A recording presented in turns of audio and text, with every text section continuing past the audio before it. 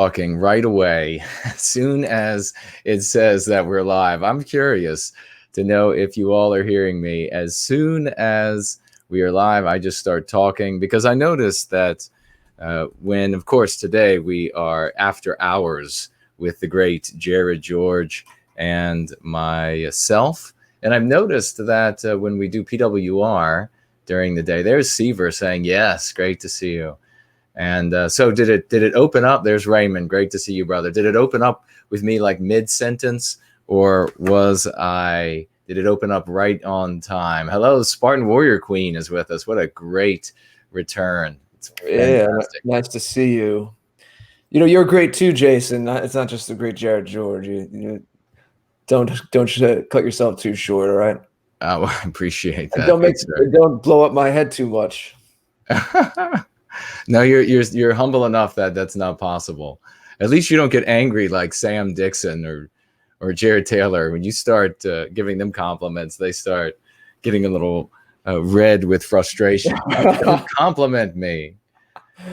You gave Jared Taylor quite the introduction when we had him on back in the summer of 2018. I remember.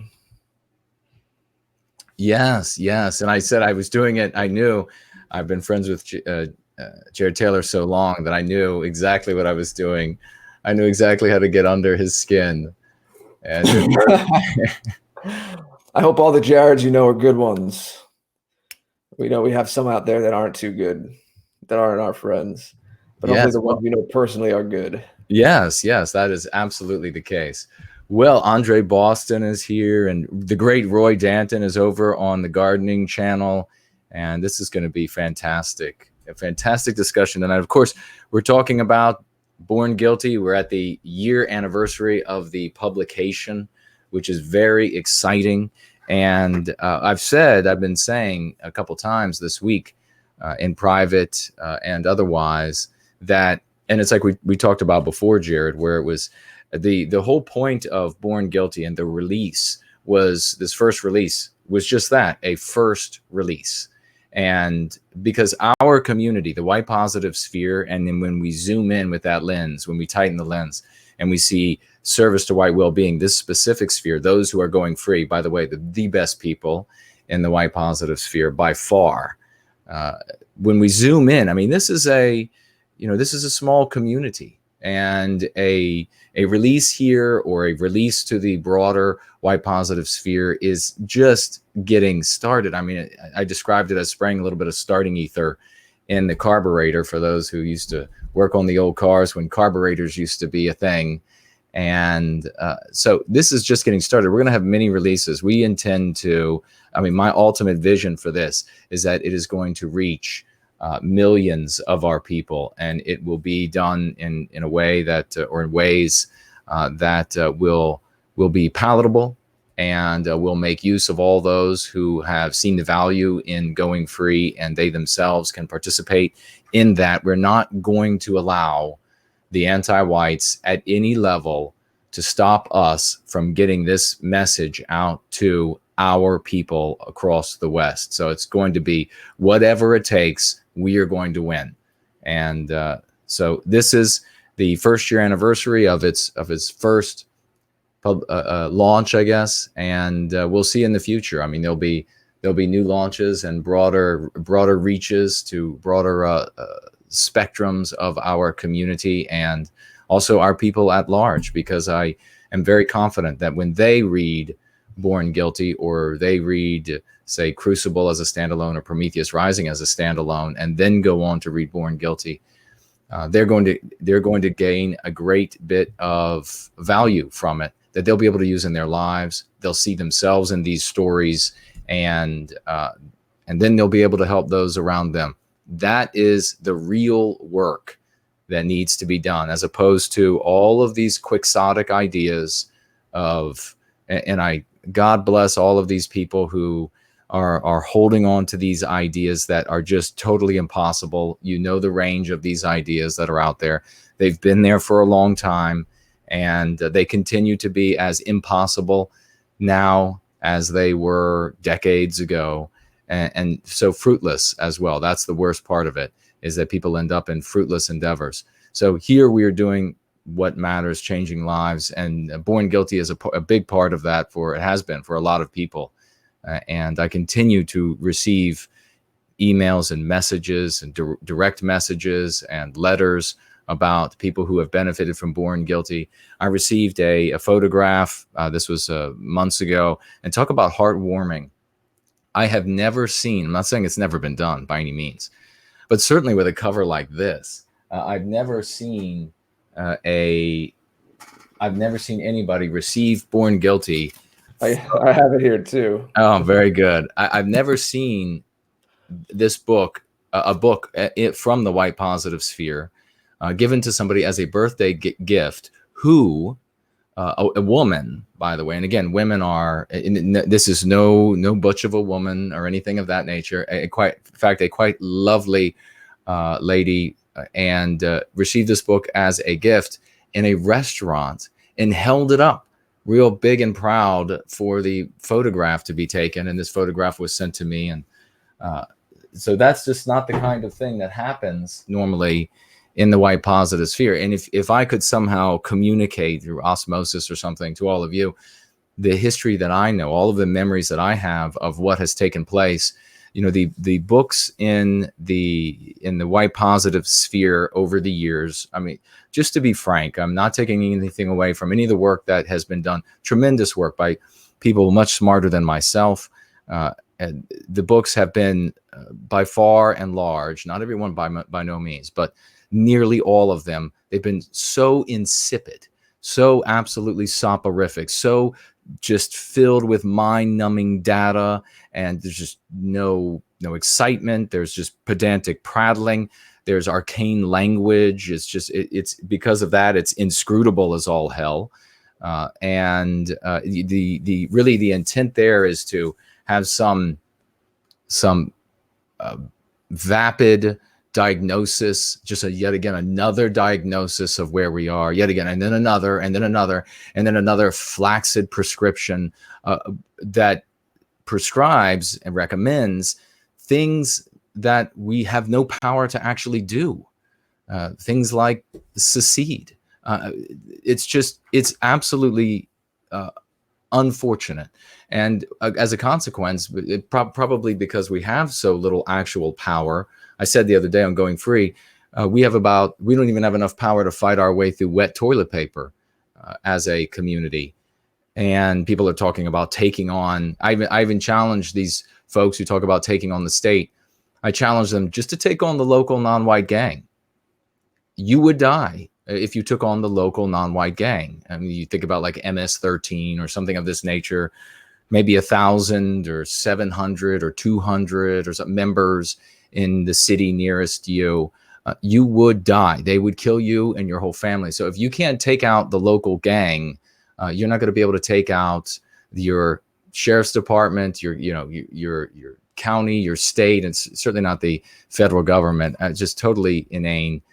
So because there is just so little power, people end up pedantic prattling about philosophy and all of these things that are just inapplicable to our situation, things that are not going to make anybody's lives better.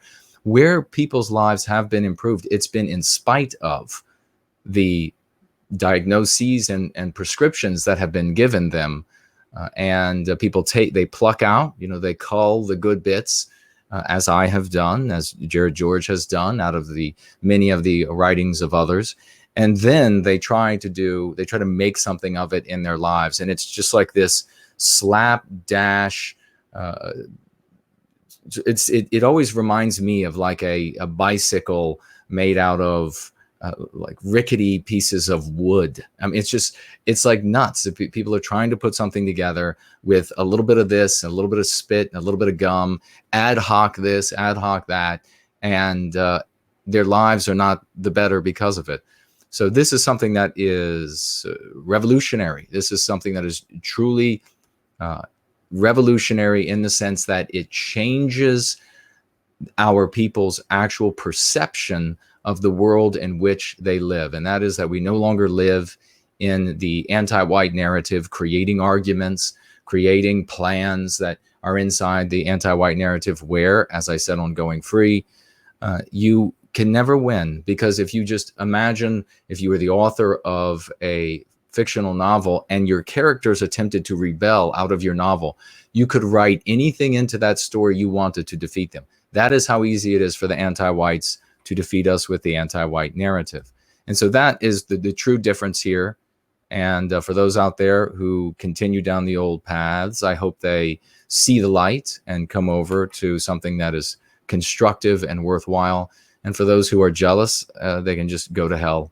And I hope that the good people that are listening to their feckless admonitions turn to the truth and to something productive here, so that we don't have long. I mean, if we have Trump for maybe 4 more years, we'll have maybe censorship of whatever degree it's going to be, and then after him, it's going to get censorship, and the rest is going to get much worse. So we need to reach as many minds as possible, so that when my voice and Jared's voice is cut off from folks, and we're going to continue to try to reach people, but when we're cut off from folks, there's going to be Sally who's going to spread it to her sister Patty, and Patty's going to spread it to her neighbor Bob, and Bob's going to spread it, and then it can't be stopped, because it won't matter what they do to me or Jared George or to any of the other Seaver,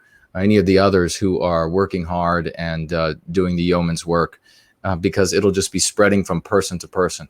That, ladies and gentlemen, is how communism really started to fail under its own weight. Was people in public, they villainy signaled every opportunity they had. They said communism is the way to go. It's the best thing. And then when they got in private, they said, good God, this is destroying lives. This is destroying the country. And eventually, because so many people felt that way, so many people were living by a different narrative than the communist government in Soviet Russia wanted them to live by, Soviet Russia ended up falling. That is how we are going to obtain victory. And so, yeah, we can love to talk about this. And the final thing I'll say, and I'll throw it over to Jared. And folks, if you have any, of course, if you want to super chat, the links are at the top of the description. And we're going to be keeping an eye out for those, of course. Tag Jared or myself in the chats if you would like us to up the chances of us seeing what you have to say or a question you might have. And I have lowered Born Guilty. I've reduced its price by nearly 50% at Amazon to celebrate this year anniversary of publication. And I'm going to leave it there until Sunday. So it'll be that way through this Sunday. But that's what I wanted to say as we get started here, Jared, and I will throw it over to you. And well, it's your night, my friend. It is. What was the exact date that it came out? Was it the 10th? The 9th. The 9th. So just a few days ago. And we were speaking last week, and I was keen to do this. I said, let's make sure that we honor that Born Guilty has been out for a year. As you told me, as you just said a few moments ago, when you first released it, you had this notion that there were going to be multiple rollouts, and we'll still be doing that. So we did a show around this time last year when it first came out, of course.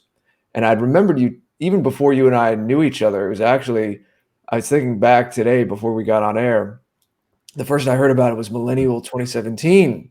That fateful millennial now almost 2 years ago, where we became aware of one another, see how these things work, see how Millennial Woe's doing his work led to, I'm sure, 100 other things. But one of the things that it led to is Jason and I meeting each other in this very show you're watching and everything we do together.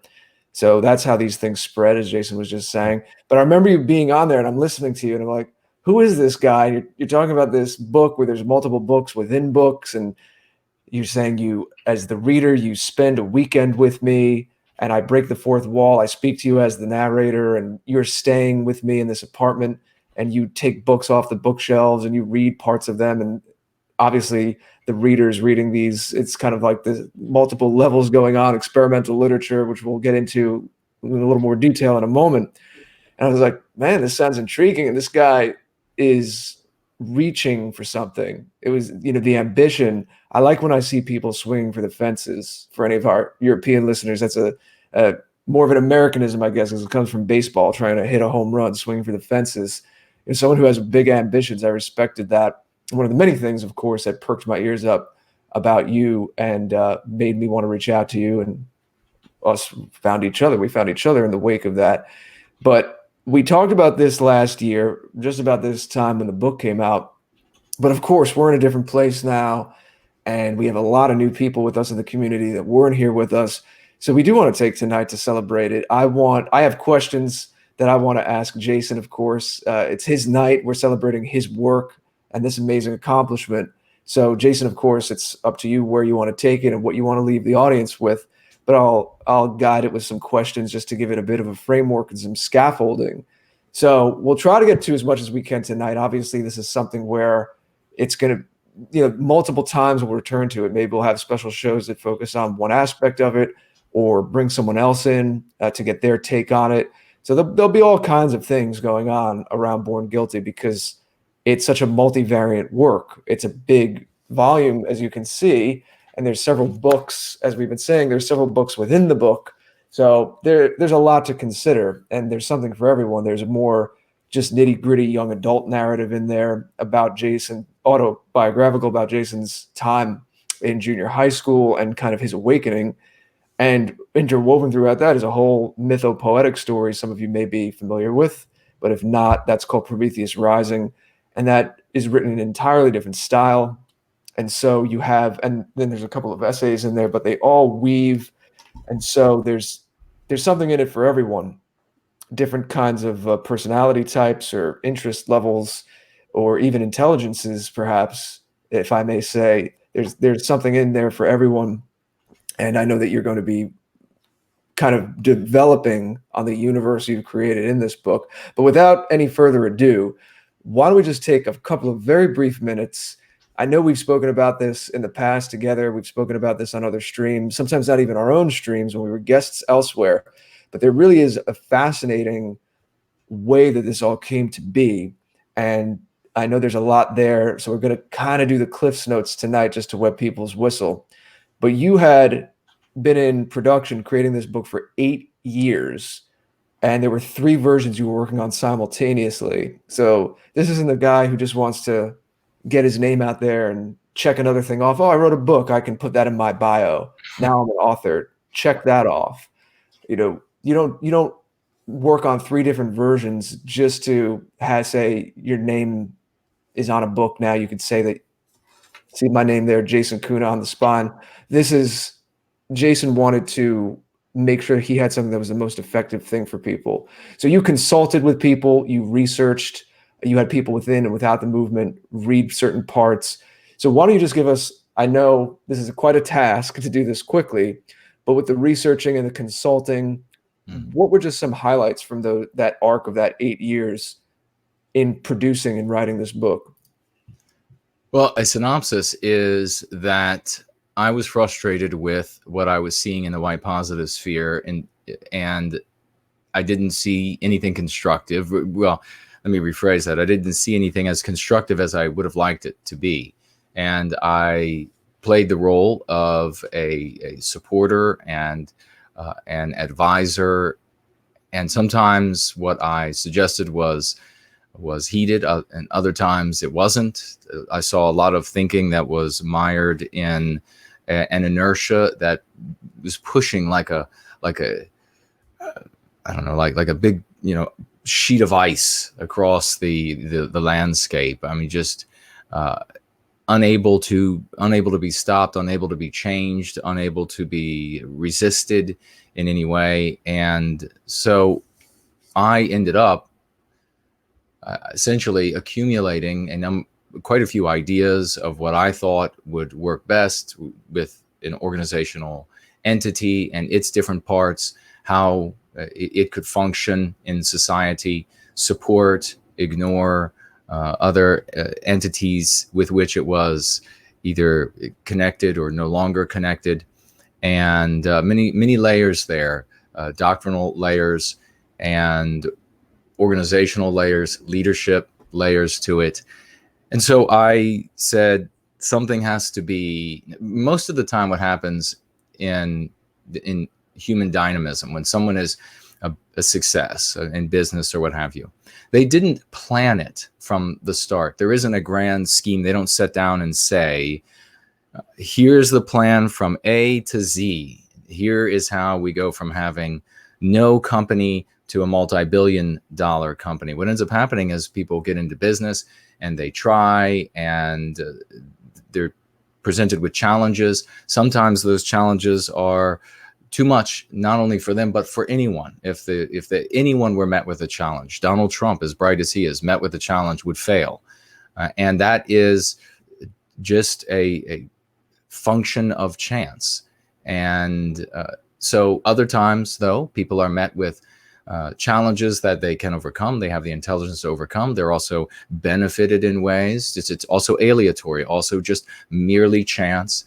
And then they find themselves one day, one happy day, on top of some multi-million-dollar, many hundreds of million-dollar business, maybe billion-dollar business. And then what is the human animal seems to be wont to do is to say, well, there was this grand scheme. They want to give themselves this great credit, which is not to take anything away from the challenges that they did overcome, but it does diminish the role of chance in their success, when chance is the largest player of all in success of any kind. And it also puts the focus of observers in the wrong place. I knew this. I had observed it.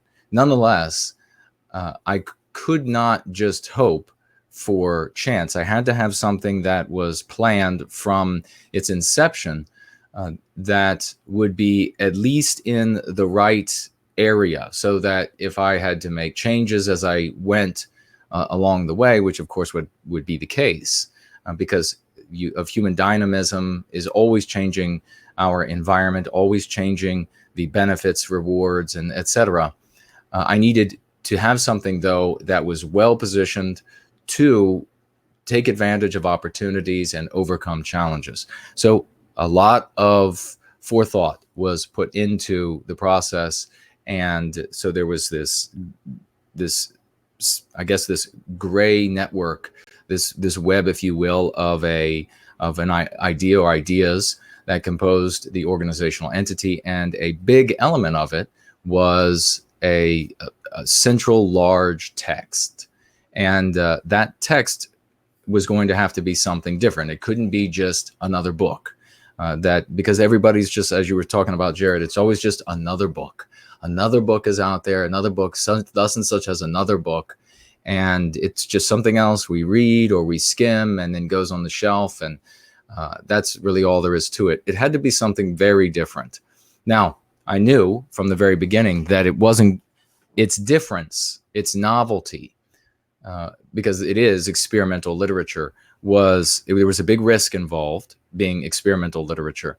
But also I knew that no matter how successful it ended up at some point in the future, if it ended up successful, that it wouldn't really be recognized right away. It would be something that, and there's much more there that we just don't have the time to talk about, but it would be something that would need to age like wine, if you will. And then each little jot and tittle in the text would then become something of import to those who had come to the process of going free, and the process and really the overall process of recapturing our destiny for Western kind. So I began work on that book, and I've been writing many other things as well at the same time. For example, there is another book that 2 essays are taken out of that you read as the reader in Born Guilty. That book is called My Nation, My Fight. And it's a book of mine, a book of essays that I have written. And so, as I say, you read just 2 essays from that book. But of course, there's also Crucible and Prometheus Rising, 200 or so sketches in this book. Now, I didn't know when I began writing the book exactly. I narrowed it down to a handful of ideas that I thought were going to be most efficacious, but I couldn't narrow it anymore.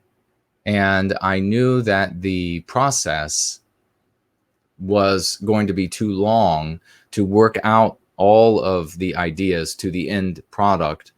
And then if that wasn't it, then say, well, I'll go back to the very beginning and write it all over again, write it one of the other ways that I was considering. So I ended up having to come to the really arduous conclusion that 3 versions of Born Guilty had to be written simultaneously, so that I could see how my approaches in the experimental literature were playing out, and then select the one as soon as I could, which roughly meant about 3/4 of the way through the text. Select the one as soon as I could that I finally said, okay, this is what I think will be most efficacious in the future. So there were 3 versions occurring at the same time, writing at the same time. And just an example of one of the versions, one of the differences, had codes in the book. And it was a very complex process of writing coded messages. And ultimately, when it came to that version, one of the things that I ended up saying can't go with this is that if you have ever heard of the Bible code or something of this nature, they claim to be able to take texts of the Bible and find other messages in there using certain mathematical formulae. And then, of course, those who say, well, there's nothing actually there, we can do the same thing with Moby Dick. And they showed a bunch of messages from Moby Dick. I suddenly became concerned, I think rightly so, that what would happen is anti-whites would then go into the book and they would say, aha, there's these coded messages, and look what else we found. And it would be something of their own creation. They would find whatever formula that they needed to find something that would support the anti-white narrative, some verbiage that would support it. And so that, among other reasons, was one of the reasons why that text had to get jettisoned and continue with the one that I ended up using. So that is essentially the book then is not something that was intended to be by itself. It wasn't ever at any point of the planning, at any point of the 8 years or the years of writing, the years prior to that of organizing and as you say, Jared, these interviews that I had with people, different portions of the text that I gave to folks and read and got feedback along the way, and etc. At no point was this just a book that was going to be out there as this solitary, isolated thing that people will have a look at. It has been, from the very beginning, a piece, a brick, a piece in the puzzle of the organizational entity that I am working toward for the well-being of our people. And we're still working that direction. And I think we've definitely proven over this past year and the year before that we are making great strides for people and have a very bright future. So that's where it originated. Well, thank you for that. Let's talk about the book itself now then. Let's get into it. Why don't you tell us a little about a frame narrative, what a frame narrative is, and why you wanted to do it this way, where there's these vignettes where you're speaking to the reader as if they're hearing your voice, you're reaching out, you're breaking the fourth wall. Why don't you explain a little how that came to you? Was that initial? I actually don't even know this as much as we've talked about this book. Was that in your original conception? Did you see that from day one? Or is that something that developed as you were working on the book? That was very near the beginning, as I was thinking about what would make this book different, especially when I looked at the data for the number of people that are reading anymore. As we all probably know, just generally, the number of people that read has been steadily diminishing over the years. And then what they read and the types of things they read also becoming increasingly frivolous. And on top of that, on the devices that where they read. So it's normally on a device. It's not out of a book, increasingly. And increasingly, it's not on a computer, on a desktop anymore, not even on a laptop anymore, not even on a tablet. Increasingly, anything that anybody reads is being read on their phone. In fact, teenagers today, it's almost entirely on their phone. So something that had to be something that would warrant a person's interest enough that they would pick up one of these antiquated things from the past called a book, and they would want to page through that. They would want to look through it. Had to have some very different aspects to it. It really had to be experimental literature. And part of that, I thought, would be speaking directly. Well, let me rephrase. When I thought about how it had to be experimental literature, I thought about what did I want to do and what did I feel needed to be done. And that was that I couldn't write in a way where I was not, metaphorically, like grabbing the reader by the lapels and saying, look, we're having a conversation. Because when you read, I explored the psychology of reading and how the words go through a person's mind, how they are interpreting those words that go through their mind, what voice they're hearing it, what changes for them with the voice. So what is it what information do they take in that causes them to have a different interpretation on the voice? How do they relate to what they're reading about?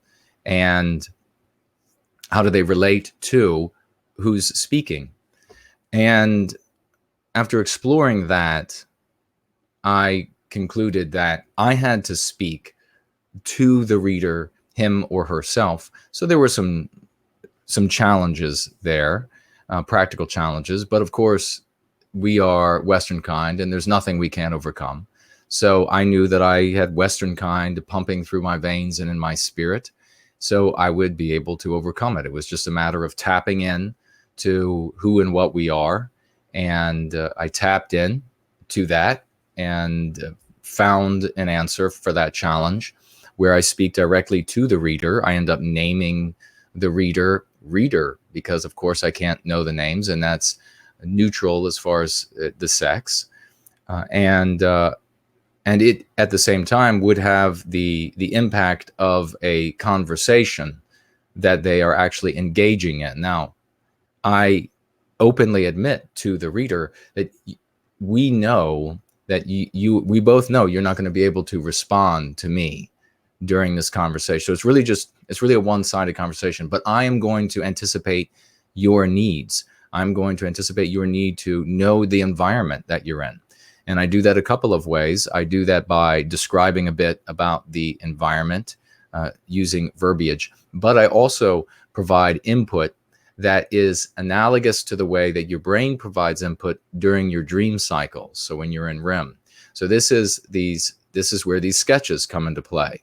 So it's these snippets of information. Now, the reader is going to experience this, whether they are aware that that is what's taking place for them or not. In their mind, they will build the environment, the apartment, the place that they are visiting, the office, the study that we are in, the kitchen that we are in. They will build this place in their mind with these snippets of information. Is it all right to show that for a second up here? I don't know how it's going to catch it. But I'm sorry? Is it all right to just show this for a moment, where this is what Jason's talking about, where you see the dog there, and I don't know if you can make out there's kind of a shelf at the bottom. So It's not like it's a graphic novel, but there's just these little illustrations that dot the pages. It's also a visual cue that you're now in one of these sections where he's speaking to you. You're in the apartment and he's speaking to you, as opposed to when you, in this fiction, the reader, are picking up a book and then reading from it, like that myth that we mentioned, or his story as a young man, which we'll get to discussing. But in these vignettes between, there's that visual cue. I like what you said about how the brain processes things in dreams, and that you have these little, this is a bit of a cold sounding term, but data points, even though it's not as cold as that, but these little pieces, almost like how when you see a picture forming, you see this, and you don't quite know how they all connect holistically at first, but you're giving these impressions, and it does bring you into a world and create is an experience as a reader. It's a great thing, and I'll be writing. I know I said I wanted to do this a long time ago, but I will be writing on the book at an opportune point when it makes sense, and I'll divulge all of my thoughts on this. But even the way that you describe the devices you use, I don't want to give too much away, but there's certain experiences the reader will have that actually, as you were saying, physically requires you. I know people ask you to put it on Kindle or some kind of e-reader, but physically require you to read the book. But it's not just this trick to say, oh, to sell more books. It actually, the content matches the form. What you're reading at the time mimics what he's describing, what the experience is, and I'll leave it at that for now. But it's when you figure it out, it's extremely satisfying, and it's not. I know it's hard in my position because we're so close and we're friends.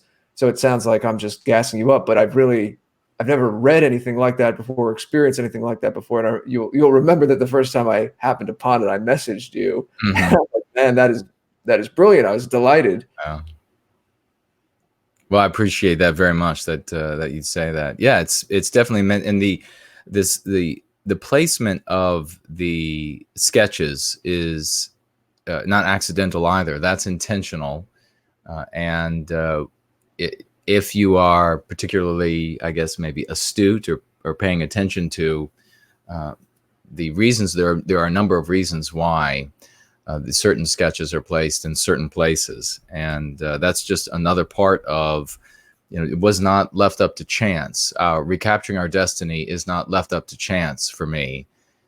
As I say, as best as I could, I tried to create and formulate that plan that, knowing that there would have to be changes in the future and changes in course, that I would still be close enough to any shifts that I would be able to make those shifts.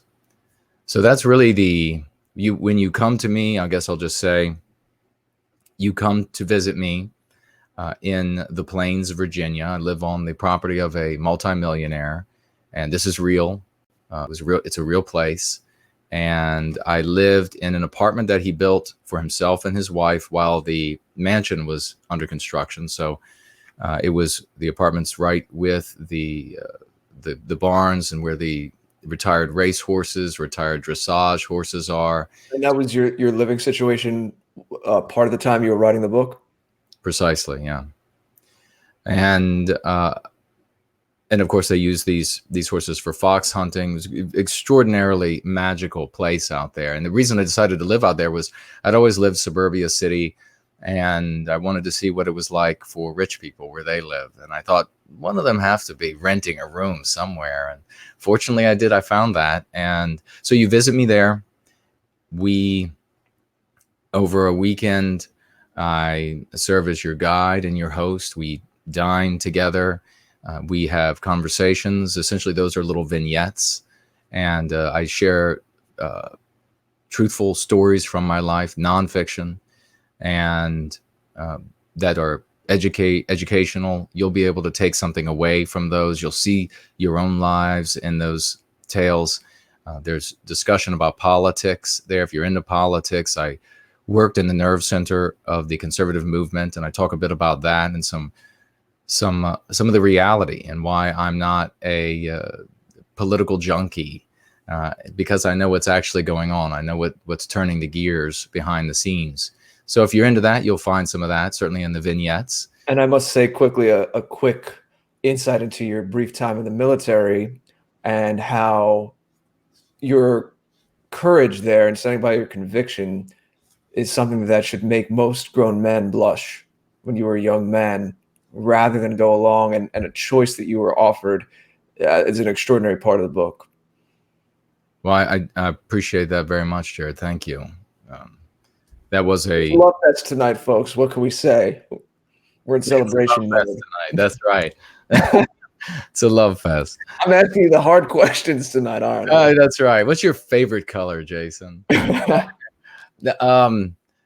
No, it's so that'll be interesting.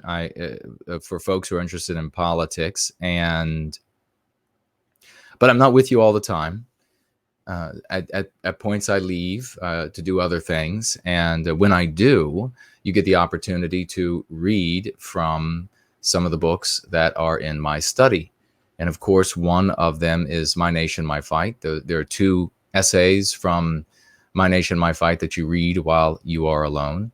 You also read from the book that is titled Crucible, and that is about nonfiction about my time when I was in junior high school, and which in Northern Virginia is 7th and 8th grade, so 11 to 13 years of age. They separate that age group because they believe that age group is too old to be amongst the first and second graders and third graders, but too young to be amongst the 17, 18-year-olds at high school. And so it was a large junior high school, or middle high school, as they call it, and roughly 1,000 students for 7th and 8th grade, so quite large. And that's a true story about my inner struggles, wanting to be, I was a star athlete, wanting to be liked, wanting to have the girls say hello to me. Suddenly there was this new desire to have my female classmates like me, say hello, and wanting to keep my big group of friends, and at the same time having a spirit inside of me that I could not take the anti-whiteism anymore. I could not take that we were not allowed to be proud. I couldn't take that we had to feel guilty. And so I very innocently in 7th grade started asking questions about why can't we be proud? I thought that the teachers and the administration were making this grand mistake, and their attention was just put on the fact that, on the reality that we were being harmed, that we kids, we white children were being harmed by this. We were being taught to hate our people. We saw it on the news, we saw it in our movies, we saw it in our cartoons, we saw it in our comic books, and we got it at school. Don't they know what's going on? And I found out that, yeah, they did know, and that's exactly what they wanted. And in fact, they all of these claims were just pretext. So that's when I made my decision. If I may for a moment, could you speak and bring us in however you'd like to, on a personal level? One of the most jarring parts of reading Crucible at the times it appears in Born Guilty is how extraordinarily alone you must have felt. And again, that this character trait, something that would make grown men pause in 7th grade, that you chose rather than the easy route of just going along to get along, that you stood by your convictions. Could you tell us a little what that was like at that young age and those crucial formative years, to feel like everything's against you? Where did you draw from to continue going on in that loneliness? That was an extraordinarily difficult time. I wanted mentally, time and again, I argued with myself. I said, just give in. And then I felt like I did surrender 100 times over those 2 years. Because of the pressure, the teachers, the administration, which of course to a child in school, that is your world. That's your leadership. That's like law enforcement to an adult. That is the government to an adult. And they, of course, all opposed me. They had, and they would misrepresent me, adults. And then, of course, I had the pressure from my friends who no longer wanted to be my friends anymore because I simply, for caring about our people, the little white girls who absolutely despised me for caring about our people. And then the physical, real threat and acted upon threat of the fights that the non-white students who came to fight me because I cared about our people. And again, I was saying things like, why can't we be proud? I'm not going to feel guilt for something I didn't do. Just stuff like that. Very innocent, very simple things. So because of the pressure, I would feel the desire to quit, the desire to just say, okay, I'm just going to say what they want me to say.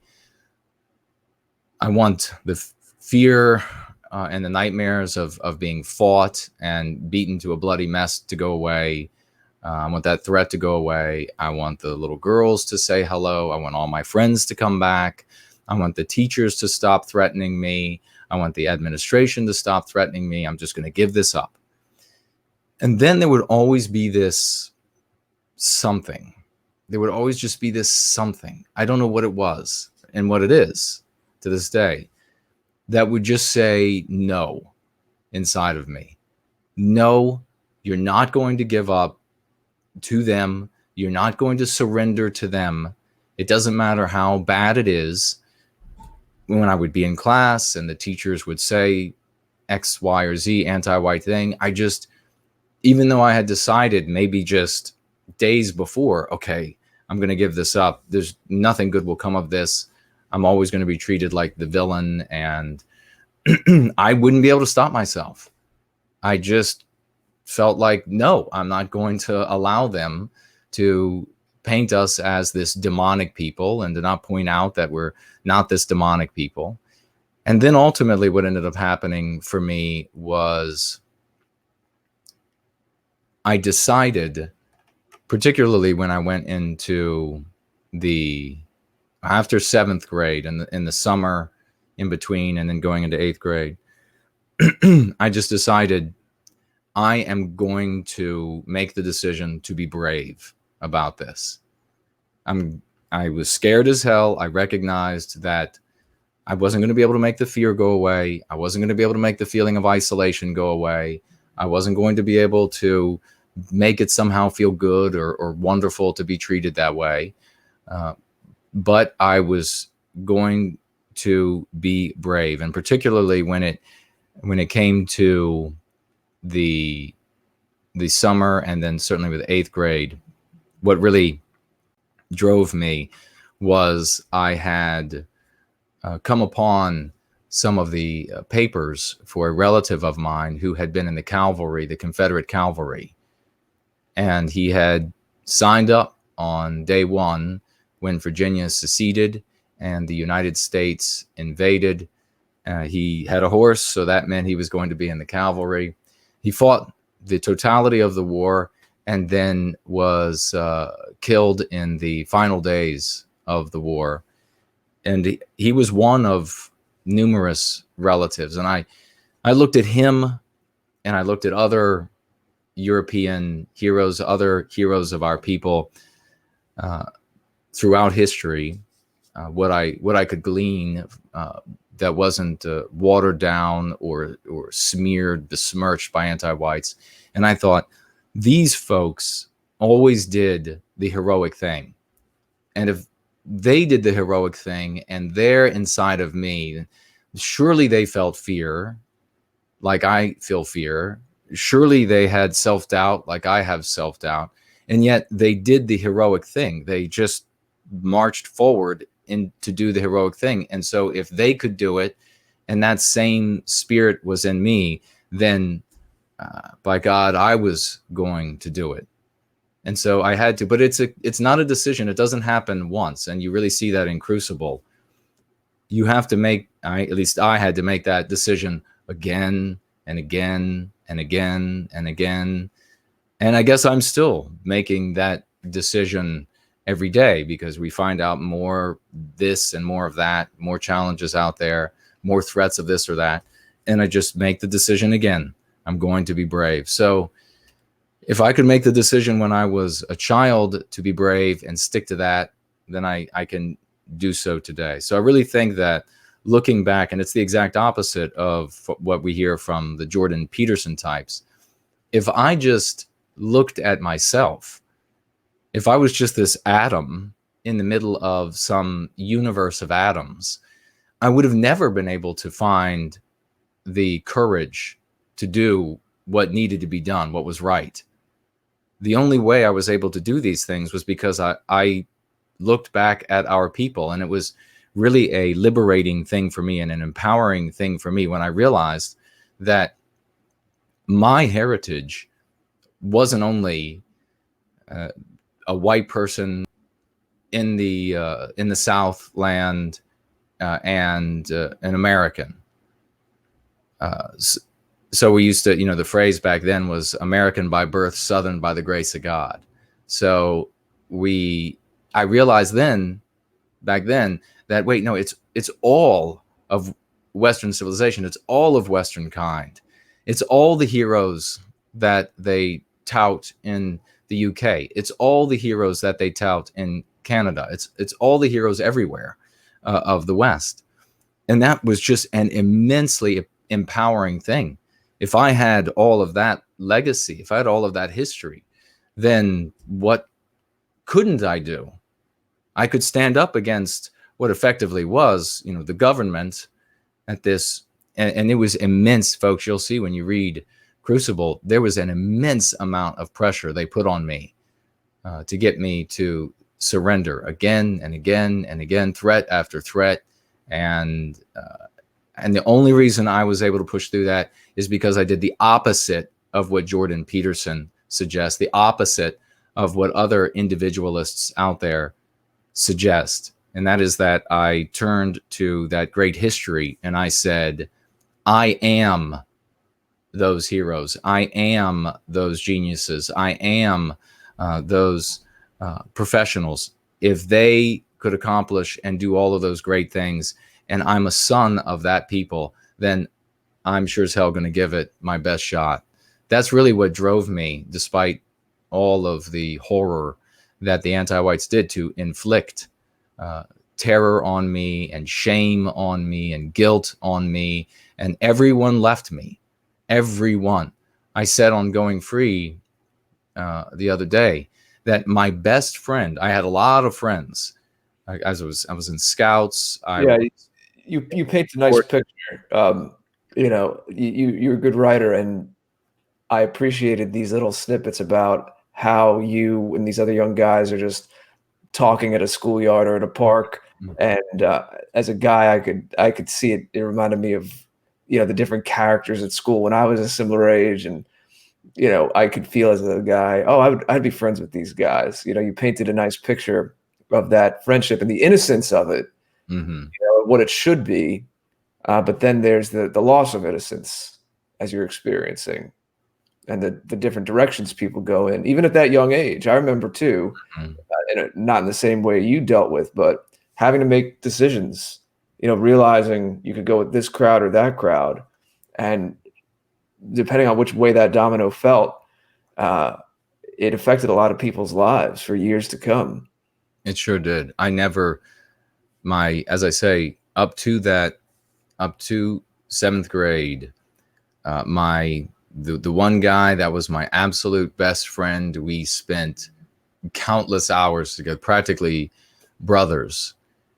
We spent so much time together doing playing war, playing Dungeons and Dragons, shooting guns, four-wheeling.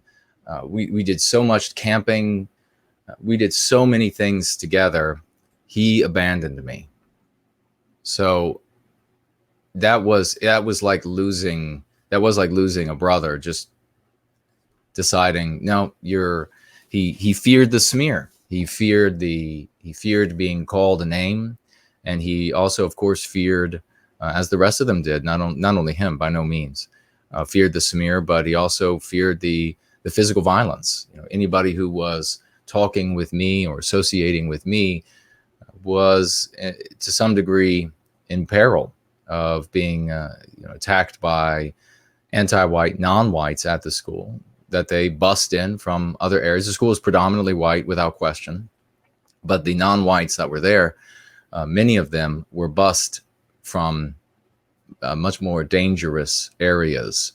And the infuriating thing, and a thing that'll wake people up, is how you hinted at this a bit before. The administration and the teachers laughed off your concerns. They put a young boy in danger. So much is the programming and what the agenda is. Yeah. It's maddening to read about. Oh yeah, absolutely. And that was a huge decision in and of itself, to go to the administration for help, because nobody did that. You were an absolute coward if you went to the administration for help. And instead of getting help, and I made that decision was a very difficult decision, an extremely difficult decision to make at that age. And I decided, I mean, my life was, they were threatening to murder me. And I had no reason to doubt that these people bust in from other places, or their brothers or whatever it was, would murder me for saying, why do we have to feel guilty, and why can't we be proud of the things we've accomplished? And so I finally did go to the administration, and yet they ended up saying, well, maybe you shouldn't be saying those things that are agitating these people. Maybe you should just drop it and not talk, instead of investigate. What do you mean somebody is threatening to assault you, threatening to murder you? Who is this? Let's investigate this. No, it was, oh, you have to understand, Jason, where they're coming from. Their people have been oppressed. And so it's naturally, they are quite upset about this. Is the conversation that the adults gave me when I went to them for help after having these threats land on me. So I knew that I was utterly alone, and it was a very difficult time. But it's an inspirational story, ladies and gentlemen. Don't get the wrong idea, because that middle school represents a microcosm of this macrocosm of society that we actually live in. And that story at that middle school ends triumphantly. So I'm not going to tell you exactly what ends up happening, but I assure you that you will be delighted with the nonfiction, the real conclusion of what actually happened there for me in that middle high school. It was a very difficult time, and I'm still my best friend that I lost while I was there. We still are not friends. Spoke less than 5 times since then, and it was there was a lot of loss there, but there was a lot of victory as well. All right, I'm back, and I believe we can transition now to talk about Prometheus Rising a little bit. Yes. Now, within the book, these are not blocks. You don't read Crucible and then there's a pause and then you read Prometheus Rising. They're interwoven. So there's this larger mythological story giving this much bigger context and backdrop to the kinds of themes that are developing in the Crucible story, what Jason was just talking about, his experience as a young man. Now, why don't we give, because we know we have new people with us, something that is always fascinating to talk about, and we've talked about a bunch, but your process of writing this and how it's written in verse, and you hadn't studied that formally, and yet there were people who had studied it and thought that you must have studied this. What was it closest to? Was it something, a cadence, a syntax in Middle English? Mm-hmm. Is that correct? That's correct. The first person I reached out to have a look, and I utilized people within and without the white positive sphere as I worked on these different things. I spoke with psychiatrists. I spoke with psychologists. I spoke many different fields over the years. I would have ideas, and I would approach these people, and I would do it under the different guises. Sometimes I would say things like, I'm a university student and I'm trying to figure out X, Y, or Z. And so can you give me some of your time? That's how I got some of the questions or validation to ideas that I had, and explored some thoughts. Now, when it came to Prometheus Rising, the first person I reached out to have a look at the text was a professional editor, somebody outside of the white positive sphere. and he wrote back to me, and he wanted to know where I had studied. I guess it was Middle English, and I used to have this for maybe about a year. I had his email taped on the wall because it was just so interesting. I guess wanted to know where I had studied it, and how impressed he was that I had carried the cadence through the totality of the text. He had studied Middle English. I guess it was Middle English. I can't remember. I think it was. He had studied it, and he had never seen anyone, a contemporary, write with the cadence and maintain it throughout the totality of a text. And so he was very impressed with this. And I wrote back and said, I've never studied it in my life. I have no idea. And he was pretty shocked, to say the least, that I was able to write in that lyricism and maintain it throughout the totality of the text. And I was, I guess I was as surprised. I'm as surprised as anybody, because when I worked on Prometheus Rising, there wasn't maybe we can call it a meditative state, but I don't want anybody to define meditative state as like sitting in some weird lotus position or something. I don't do anything like that. I don't, nothing like, I'm not besmirching those who do. I just don't do anything like that. It was a state that I would just find myself in when I would sit down with the intention to write Prometheus Rising. And then that's when it would flow, I guess, for lack of a better word, or to use something. Had you started writing parts of Prometheus Rising, and then at some point began to get into this meditative state and found that was the optimal way to do it? Or did the meditative state come first, and then out of this meditative state of writing and experimenting, more of what you wanted to do with Prometheus Rising became apparent? The writing with the particular lyricism was something that I would sit down to write, and then I would begin trying to sketch out, or actually sketching out the next part of whatever I wanted to write. I would try to write a couple of sentences, and I was going to say occasionally. I'll just use the word occasionally. It just wouldn't happen. I wouldn't get into the meditative state, and I couldn't. I knew what I wanted to say. I knew what the next part of the story had to say, but the state, I wouldn't fall into the state, and therefore I wouldn't be able to write with that particular lyricism. Other times I would sit down, I would begin to do the exact same thing. And then it's not really a feeling, or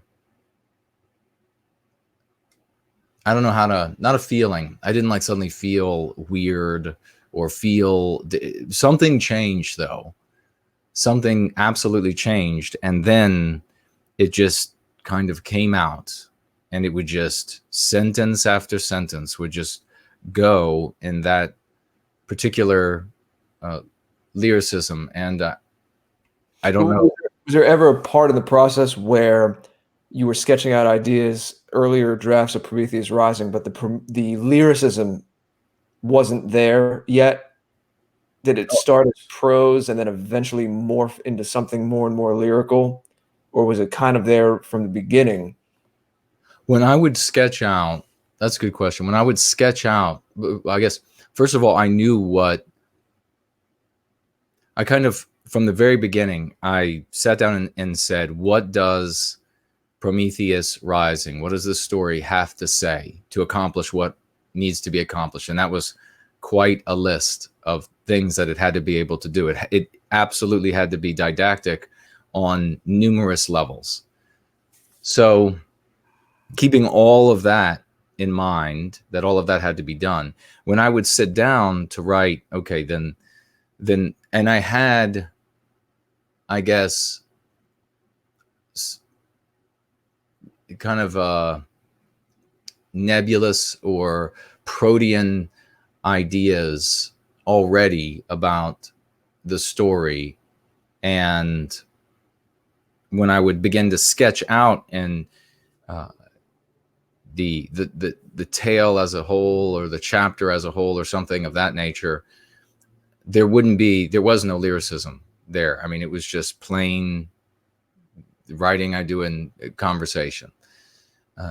Then when I would sit down to say, okay, now as I narrowed in, as I honed in on a particular piece that had to be written at that moment, that is when I would arrive at the point where I would start trying to write, or I would start writing sentences, and initially they wouldn't be the lyrical sentences that they needed to be, or they ended up being. Initially, it would just be something more akin to speech almost. And then if it happened, then it would be like some kind of change, some kind of a whatever. And then suddenly there was this lyricism, there was a rhythm to the words, and there were certain words also that didn't come to mind normally. And so those words that didn't come to mind normally suddenly came to mind, and the beat to the lines, the construction of the sentences that weren't there normally, suddenly they came out. And like I said, sometimes it didn't come forward, and I would have to give up on if it didn't come forward. Then I didn't keep beating my head against the wall. I would move on to something else that had to be done. I knew that what had to be done was colossal, and so I had to work on it every single day, which I have been every single day for 10, 11 years now. At a bare minimum, I would sit down to write at a bare minimum 30 minutes a day was the rule. No matter how sick I was, flu, it didn't matter. I knew it had to get done, and I also knew that it would get done if I kept chipping away. Even for all those years when they talk about no light at the end of the tunnel, there was no tunnel to be in. It was so lightless. But so yeah, sometimes I sat down to write Prometheus Rising. Nothing. It wouldn't come over me, and I would have to move on to something else. Other times it would come over me, and we could call it like a meditative state, and then it just came out of me without this training. I know these things are extremely refined and kind of slip through your fingers. It's hard to describe as extremely personal, but the meditative state that you would get in to write Prometheus Rising, do you feel that there is an analog to the way you were talking earlier about being a young man and feeling that courage well up in you because you're part of Western civilization and the blood of these heroes and geniuses is also in you? Whatever gave you that courage as a young man, is there something similar running on a similar track, that feeling as well as the feeling that allowed you to get into that meditative state and conjure up this mythopoetic piece that's written in, apparently, according to English professors, a perfect Middle English cadence, even though you never formally studied it? Without question. I was very aware. Certainly, I mean, in junior high school, it was something that was very new to me. But by the time I was an adult, I was very aware of this heroism, this genius, this industriousness, this all of this that is in our people. Very aware that biospiritually it could come through me. And I guess in a way, without it being cliche or silly, or I really did sort of without saying it in a weird dramatical histrionic kind of way. I really did like say or call that down on me to be able to do the work that needs to be done. I mean, I think a lot of people, they turn to, they'll pray to God, they'll whatever it might be to help them get through X, Y, or Z. I turn to this biospirit, and in a real but not a theatrical kind of a way, I call it down, and that's really what I feel like. If I'm tapping into something, it's that. I know we walked on the moon. I know we circumnavigated the world. I know that we have written the greatest books and plays and music of all time. I know that we have fought courageously, more courageously and more brilliantly than all others. I know that we have done all of this, and we haven't done it because some guy here or woman over there, because there was some one-off somewhere. It's because it's in our biospirit. It's something that we are able to do. And I am definitely of the belief, I know it's not just a belief, that this is muted in us because of these mean pathogens, because of what has been withheld from us, what has been denied us, what has been poisoned inside of us. I don't think we are anywhere close, as all of Western kind, anywhere remotely close to seeing what we are capable of. So it's everything that we've done, we're nowhere close to what we're capable of doing. I firmly believe that. And everyone would believe that. Every one of your anti-white neighbors out there would believe that that's the case for blacks or for Asians, or for if you reared their children to believe that they were evil, of evil people, they could do no good, everything they had in their people had accomplished in life had been just stolen from everybody else. Everyone would agree that those children are going to grow into adults that are not going to fulfill their potential. And that is what's happening and what has happened to us. So that's why the focus is so much on addressing these things that harm us, so that we can tap in to that great potential, that great power that is inside of us as individuals, because as individuals, we are members of this great people.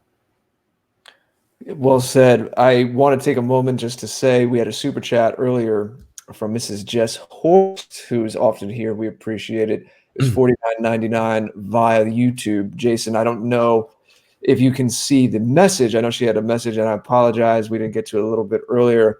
We are in a bit of a meditative state now. I feel that we're in the zone. We're in a different kind of state, getting deep into Jason's mind here. It's that type of show. It's the tenor of the show. But I want to remind everyone, hopefully you're enjoying this, but to take a moment to honor what Jason's done and his brilliant and hard work, his dedication, and seeing this through, as he might say, show some love in the chat, the emojis, or however you want to say it. But let's take a moment to really honor Jason. And Jason, it is an honor for me to be riding here with you and to be your friend and partner in so many things that we do. Your vision constantly inspires me, and I want to acknowledge that, of course, and thank you for the beautiful work that you're doing. And please, everyone, show Jason some love. I know you always do. I don't have to ask you to. And please send us some questions if you have any. I do want to take time, if we don't have any other housekeeping, and let me know if you do, to actually get into the character of Prometheus, because I think there's a few profound points there that we should talk about while we're having this conversation on this occasion tonight. But before we do, is there any other bit of housekeeping we need to get to? I see you looking at your other monitor there. I did look up Mrs. Horst, and thank you very much, my dear lady. Most kind of you. $49.99 super chat. And she writes here, Merry Christmas and Yuletide. Thank you, my dear lady. Same to you as well. Benedict just super chatted $5. Thank you so much over here on YouTube. It's very kind of you. And thank you all for the loving emojis, the hearts and the fist bumps, and thank you all. It's great to see everybody that who's here. And Jared, I got to tell you, we have such an amazing. Fernal is here. I saw Luke Mason a little earlier. I mean, so many great, just really stellar people, the best in the white positive sphere. And I can say that coming from a position of knowledge. I've been in there's JT Smith, been in, and Lisa, been in this cause for so long. I can say without question, from a place of full knowledge and honesty, that these are the best people that I've ever seen in the white positive sphere. And I know that these are the kind of people that anybody would want to work with. These are the kind of people that you would want as your neighbors. These are the best kind of folks. I showed up late to the PWR today, and it was, Mark knew I was going to be late, and I had an appointment. When I showed up, I didn't even realize this until I was messaged after the fact. But as soon as I showed up on the show, a slew of these wonderful folks said, "No white guilt's here. Hello, no white guilt. How are you?" And I mean, just that is tremendous. I can't thank you all. It's very humbling to be able to stand shoulder to shoulder with such amazing people. Some of you quite physically beautiful as well, and it's just a remarkable thing. Intelligent people, courageous people.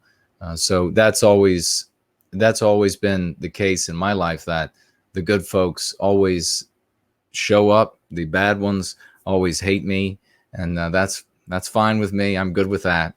But it's just, it is, and I know you feel the same way, Jared. It really is great to be in this community, and it's great to know that when we share these things, when I'm working, and when you're working, Jared, I know you feel the same way. And when I'm working on these books, working on having these books, Crucible and Prometheus Rising will be standalone, and there'll be audio version, and there'll be Kindle version. When I'm working on that, it's really heartwarming to know that there are such good people that are going to benefit. I'm driven, definitely, and I guess the biggest driver is the visions of our children. I see their beauty, I see their innocence, and when I say beauty, I don't just mean physical beauty. Of course, they're quite lovely, but I mean their internal beauty. They're really diamonds in this sea of gravel of planet Earth, and I can't imagine living my life wondering about the next restaurant opening. When is the next movie coming out? What did you think of these characters? And putting my mind on all of these things, while these treasures are threatened and harmed, and the kind of harm that is inflicted on them happening every single day, I can't imagine that there is a single decent person that would not put their thoughts on that rather than all of these frivolous things. But also to know, though, when I work on these things, that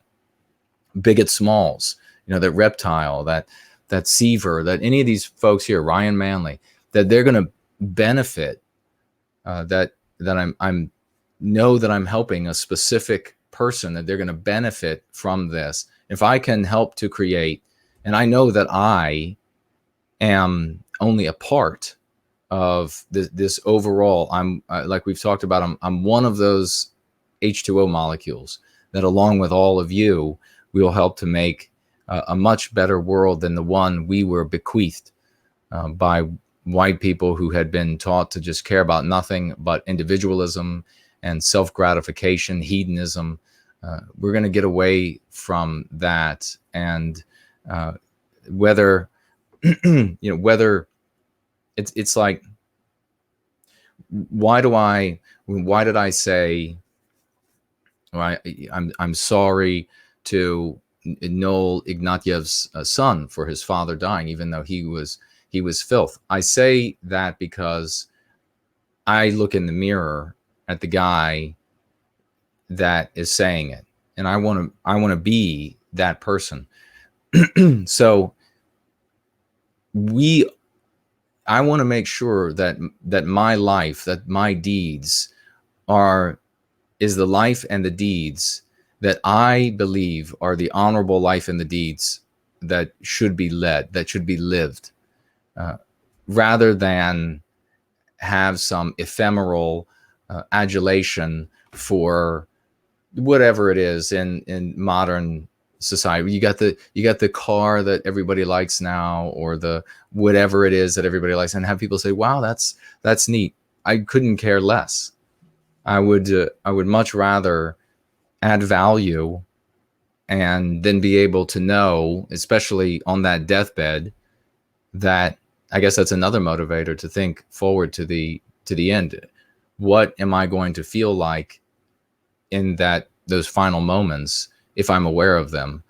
Or what am I going to feel? What am I going to feel about myself in those final days?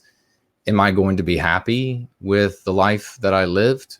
Am I going to be disgusted? Am I going to be trying to ignore that I lived a life that wasn't valuable?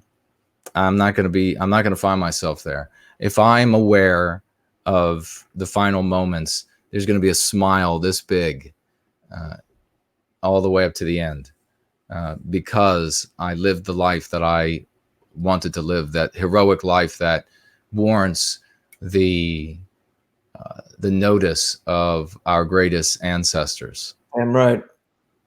That's what it's all about, brother. I feel the exact same way. And we thank you for it. We're honoring you tonight, my friend.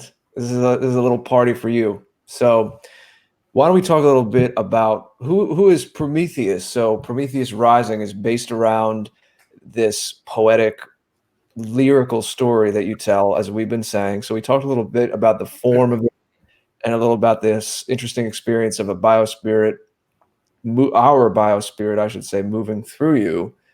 So that kind of set the stage. So he embodies our traits, and this is a myth, and as such, it has a vast scope of time. And you begin with really a creation myth. And again, this is something we've spoken about. This isn't really the point I want to hit, so I'll just briefly say it, although there's more to talk about maybe at other times, in that there are, not only did you conjure up this syntax that cadence that people think, I should say, where scholars were telling you is authentic Middle English in terms of the content, in terms of the form. I got that reversed in terms of the form, but in terms of the content, some of the images and themes came out of mythology, out of various European mythologies. For example, the way that you describe the void in the beginning, the first word of Prometheus Rising is void. And then there's kind of a fire and ice thing.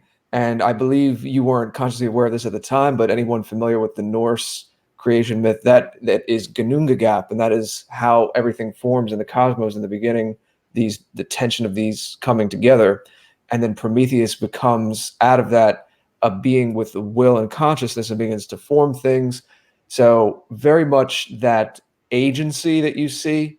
I know every culture has its creation myths, and any of you that know me know I like Ricardo Duchesne a lot, and he will delineate between the finer points about what makes us different, though, and the different kind of consciousness and agency that you're more apt to see in our people.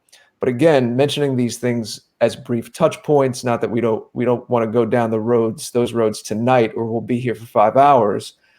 But Prometheus, in becoming this conscious entity, he creates us eventually, and we bear his image. And eventually there are the Prometheans, they're the Promethean people, and that's a stand-in for us.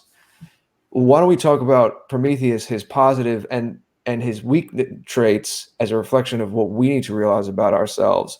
So he has, on the one hand, this will to always create and create beautiful things. and to create original things. He shapes the clay of the cosmos. But there's another part a little later in the story that I found to be one of the most crucial ones, where he's willing to endure self-harm, and he's willing to hurt himself temporarily in the story because it's seen as some kind of way of rebalance or being fair. He's tricked into hurting himself as a way to help or be fair to others. And we clearly see, I don't need to spell this out for anyone, why that's relevant to us today, but the way it's described in this dramatic setting, it hits you in a particularly poignant way. So what can you say about Prometheus as a reflection of us, and how did he come to you as this avatar of everything that we are? Well, that's a great question, and the myth of Prometheus, and that's where I start with the original myth of Prometheus, and it appealed to me and it spoke to me, and I decided that, and that's, again, like you're pointing out, Jared, I have no deep or significant education about European lore whatsoever. I have the high schoolers, your typical American public high school education on the lore of Europe, and that was something that, again, there was a lot of people that there were folks who believed that I had some deep knowledge, as you're pointing out, in European lore, and that we've joked for a while that we want to do like a lie detector test or something. That would be an interesting show, right? Yes, I will. A third party and we'll ask questions. Did you study Middle English? Did you study Norse and Greek mythology before writing this? I'll happily do that. Take that polygraph test, because it's 100% no problem, easy to answer. That I have no study, deep knowledge of any of this. In fact, you, Jared, have brought things to my attention. Others who are our friends and colleagues in the White Positive sphere brought other elements to my attention. I have more than a few people write me and say, this is really interesting how you have sewn X, Y, or Z from this other thing over here right into your tale. You just seamlessly did this somehow. And then I write back, what is the X, Y, or Z? I have no idea what you're talking about. I don't know anything. I don't know those names. I don't know those places. I don't know that story. What as I've said, and it's just very confident in saying that if we could somehow, all of us, have all of our tales deleted from our minds, just as a thought experiment, snapped away, we would have the same biospirit, and we would rewrite the same stories all over again. Names would be a little different, no doubt, but the same stories would come out of us, just like the same Western civilization comes out of us wherever we go. Mars, Jupiter's moons, Saturn's moons, it doesn't matter. Wherever we go, we're going to rebuild Western civilization. We're going to recreate Western culture. The stories will be rewritten, and they will speak to and harmonize with our spirit, especially if you are tapping into our people's biospirit. That's what's going to come out. If you are superficially writing something, and particularly if you are trying to counterfeit the biospirit of another group of people or peoples, then you're definitely going to write something that is going to be discordant and wouldn't live with us for any long period of time. It would easily be swept away because it wouldn't be speaking to our people. Those things that speak to us are the things that harmonize with us, just like the great religious structures, irrespective of the religion that was practiced, we still look at it with some great awe that comes over us, that speaks to us because it was that same biospirit. Now, when I look at, and I think if all of you are honest with yourselves and you look at something that is purely representative of the biospirit of another group of people, no better or worse, just different, you're not going to experience that same sense of magical awe that you experience when looking at our religious structures. So Prometheus was a literary tool that, for me, would embody all that it meant to be a Westman, all that it meant to be a member of Western kind. He was going to be, and what is in the story, the creator, the original creator of the cosmos. Vedya is what it's named in the book. But he's not the only God in the story. There are numerous gods. He is the first of the gods. He's the most powerful of the gods. He's not the king of the gods, but he is the most powerful. He's the most creative. He was the first. And everything that he makes is desired by all of the other gods. They want to be in and among and with.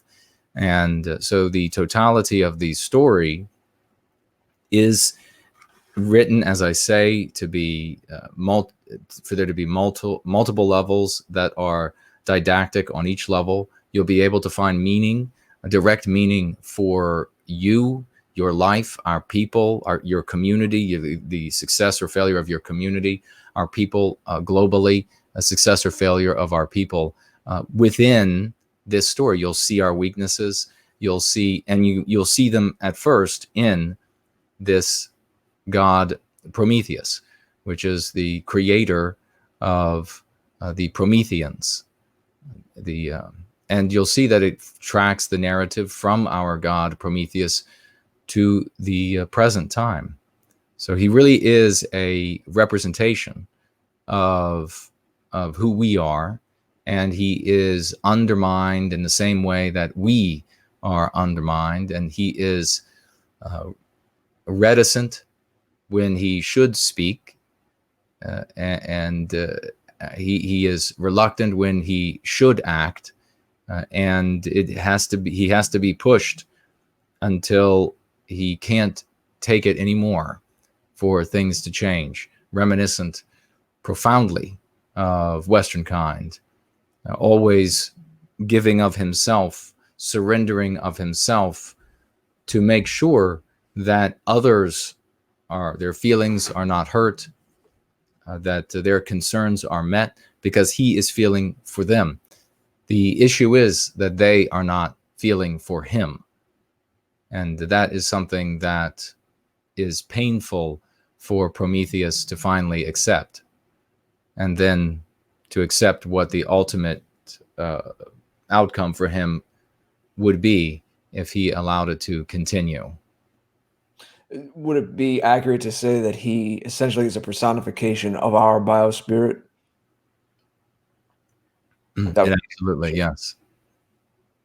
And that the backdrop, I almost picture that this cosmic play, because there's this whole arc and there's battles and again, this mythological story is going on almost like in the sky, in a time out of time, as Crucible is happening, as your story as a young man is happening. There's obviously the parallels in the themes. And was that a conscious choice right from the beginning, that you wanted, almost like, I mean, it's not a perfect analogy, but some of us are familiar with the Never-Ending Story and how there was this myth going on, and it paralleled the young man, the main character, his day-to-day activities, something of that nature, where we're zooming in and seeing young Jason Kuna and the challenges you went through in middle school, and yet there's something going on this vast scale of time that might as well be eternal. That's how big it is, where you start with the beginning of the universe and then bring it into present day. This whole play of the gods, as I said, going on in the background in the sky, or in this like alternate dimension, but reflecting what we're experiencing here in our earthly life. That is precisely what the idea was. That this, as Jared pointed out, ladies and gentlemen, as you work your way through Born Guilty, first of all, don't be afraid of the text, even though it is a large text. It's not, it's broken up into segments, easily consumable segments. So even if you're not a reader and a book of this size would be terribly intimidating, you don't set out to read, you don't set out to accomplish the totality of this book. You set out to accomplish piece by piece by piece. And as you read, as Jared pointed out, you don't just read Crucible in the totality, the story from start to finish inside Born Guilty. You don't do that with Prometheus Rising either. These stories, you read intermittently, segments of these stories. So I'm with you for vignettes, I'm gone, and then it might be Crucible this time, and then I'm with you, and then I'm gone, and then it's Prometheus Rising. This is so that this grand eternal fiction that Jared is talking about weaves with the nonfiction story of Crucible through the totality of the book. The purpose of that, and that was the original purpose, the purpose of that is to communicate to you as you're reading this that your sublunary, your common, your banal life, your everyday life is epic. It is glorious. It is magnificent. It is the war between the gods. It is the castles and the magical places. Your life that you think is so ordinary and uninteresting and unheroic is these things. This is our age of magic, of redemption, of glory, of heroism. We need to take ourselves out of this common and trite and trifling environment of producing and consuming plastic things from China and then throwing them into giant landfills that just get larger and larger every day.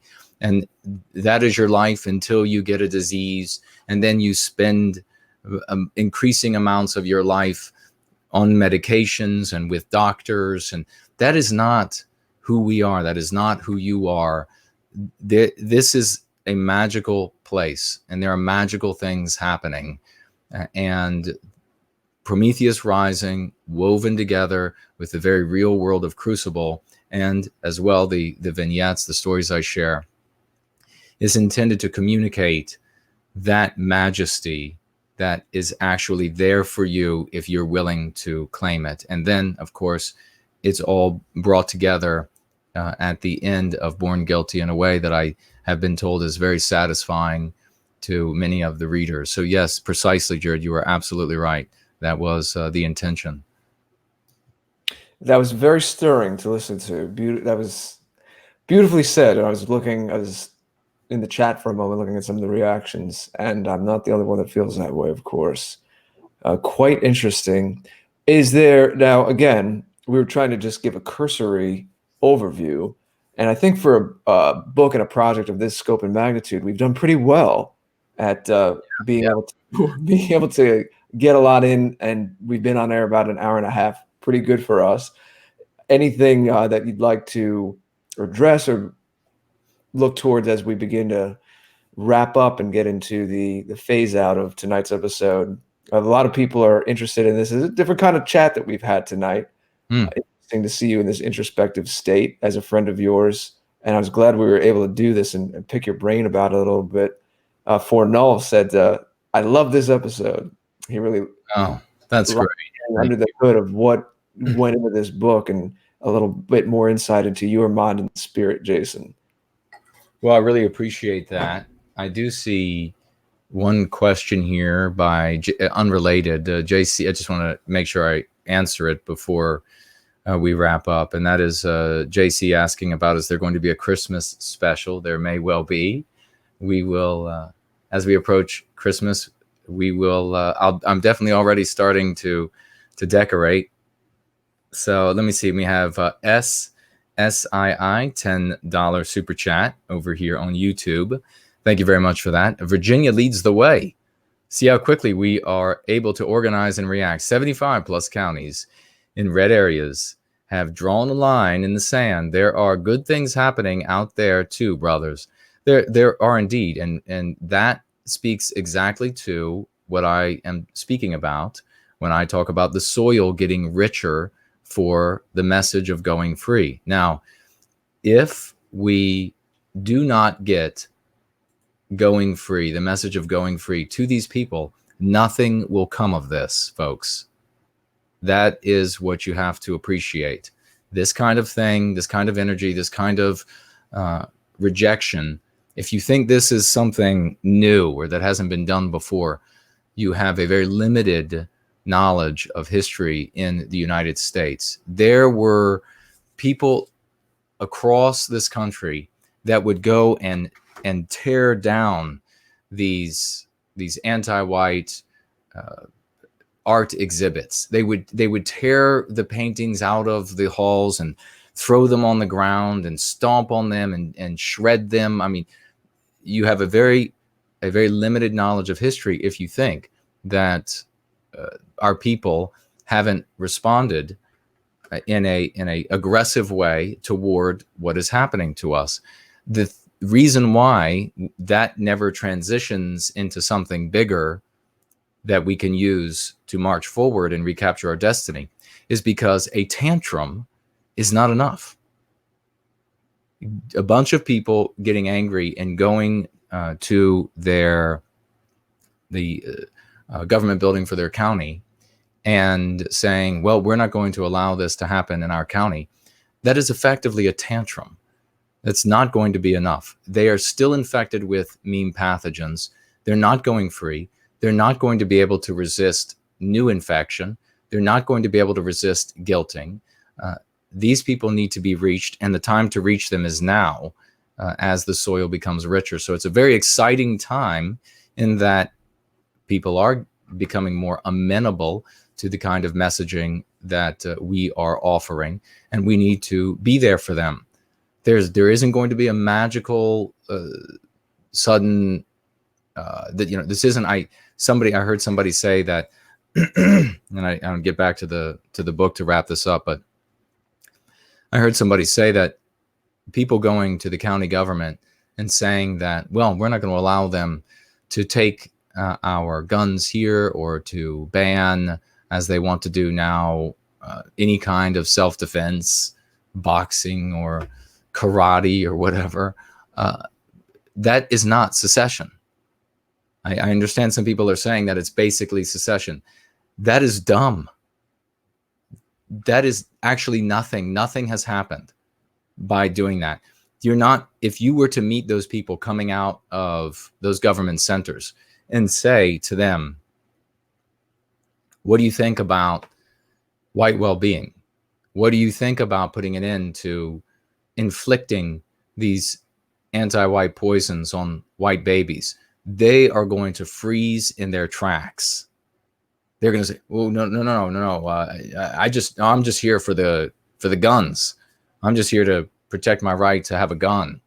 So what good's it going to do if you have a county here or there that says this is going to be a sanctuary county, you can have your guns here, when the people still are white guilted, when the people are still suffering from white noir? It's like this reminds me of this Duck dynasty family or whatever they were called, and everybody said, well, these people are real red-blooded Americans. How many non-white children have they adopted now? How many white children could they have adopted? How many white children are they going to be displacing? Are these non-white children going to be marrying white spouses? I mean, it's stupid. So we need to reach these people with the kind of stuff that we're talking about here if we want these tantrums by the population to become something more and lasting than just a tantrum. So I did just remember, Jared, that you asked what is a frame narrative at the very beginning. I guess it's apropos to end on that. A frame narrative is a narrative, in this case, the vignettes in Born Guilty. They constitute a recurring story in the totality of the book Born Guilty.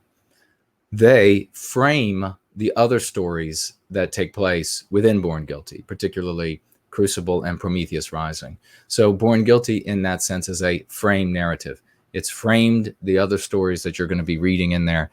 And because frame narratives in general are rare, and then the way I did it is quite experimental.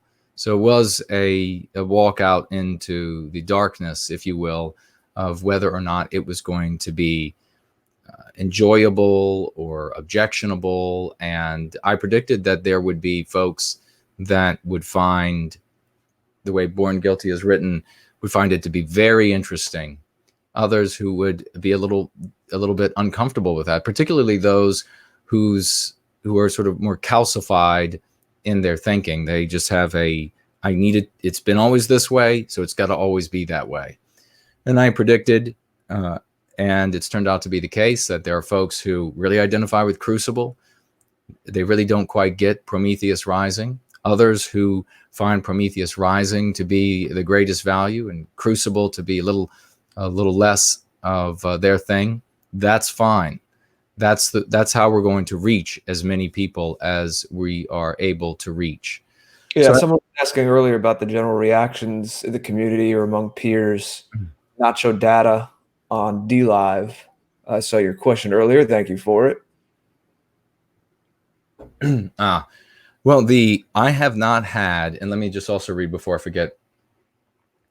Poor Dan had super chatted $2 a little earlier on YouTube, and he writes, "Are proprietarians trustworthy?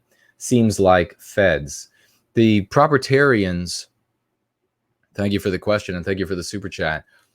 They distinguish, some of them will distinguish themselves from those who are ultimately calling for civil war in some sense.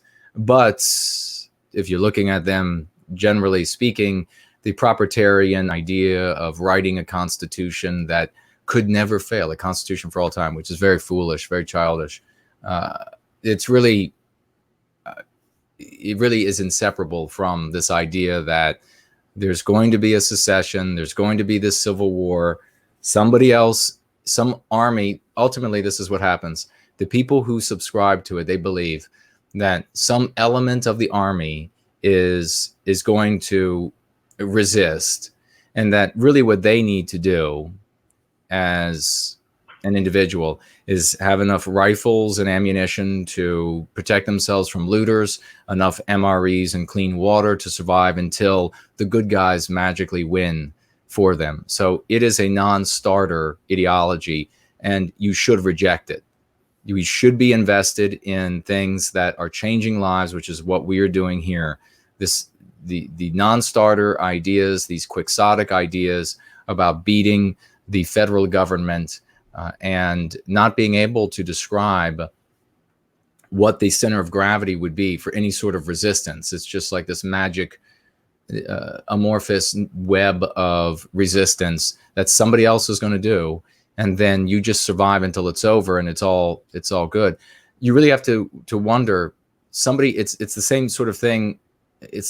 The underlying assumption is the same sort of assumption that underlies the accusation that, well, you can't be legitimate if you haven't been censored and silenced off of every platform. If you're talking anywhere, then you're somehow illegitimate. No, the claim that you're illegitimate if you're able to talk is a subversive claim. The same thing holds true with any ideology that's going to tell you, or that's going to result ultimately, whether they actually say the words or not, but is going to result in you taking some sort of a pacifist.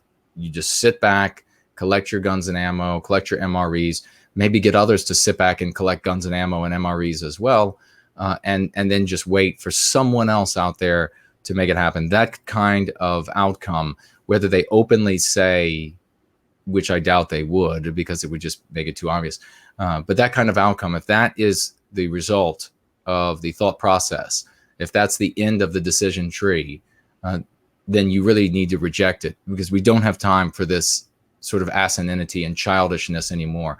I know where it comes from. I know where there are honest people who want to believe, because they're so powerless, that someone else will make it happen.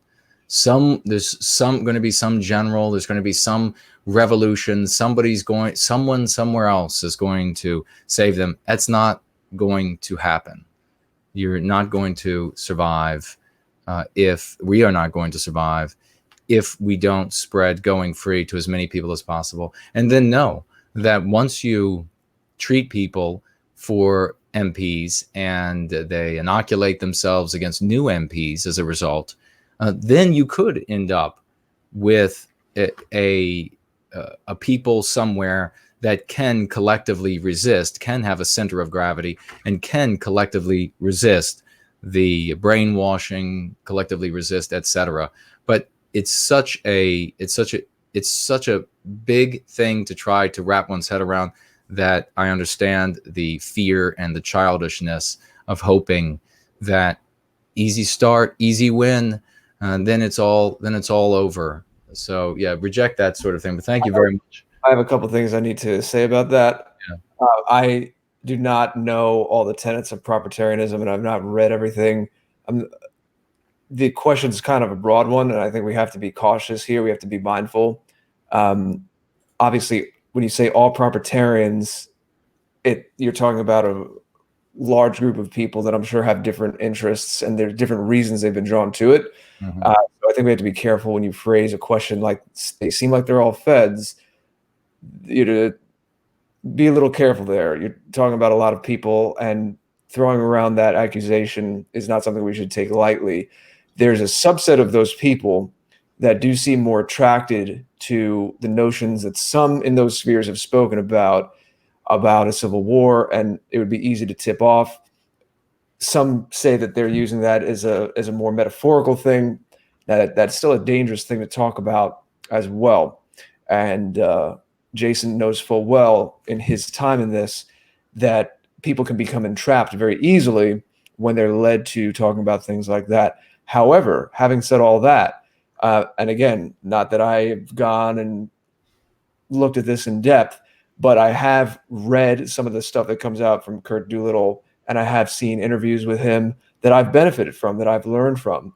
I do think that there is something to looking at the different legal traditions in the West and saying, well, now that we have this bird's eye view and we saw what worked in history and we saw what didn't work, and we could take this aspect from the Germanic tradition and this aspect from the English tradition, and also he had some interesting things where he'll talk scientifically about, well, Indian civilization is like this because they emphasize these 5 things more than we emphasize. We emphasize other things or value other things, or they set up their societal structures. So there are things that you can learn there. There's things of value. Just because you might not agree with all of it, like anything, it takes a nuanced mind to go in and parse out what you might be able to learn, how certain things you might pick up from that material fill in gaps that you have in your knowledge. So again, the subset that's talking seriously about civil war, or even joking about it, but not realizing that in joking about it, they might be ruining their lives or other people's lives, is something to take deadly seriously and exercise all the caution that Jason speaks about. I would certainly not speak against that. But there is value that I've gotten in the science of legalism and some of the things that I've seen come out of that, and kind of these King of the Hill games that Doolittle plays on his Facebook page.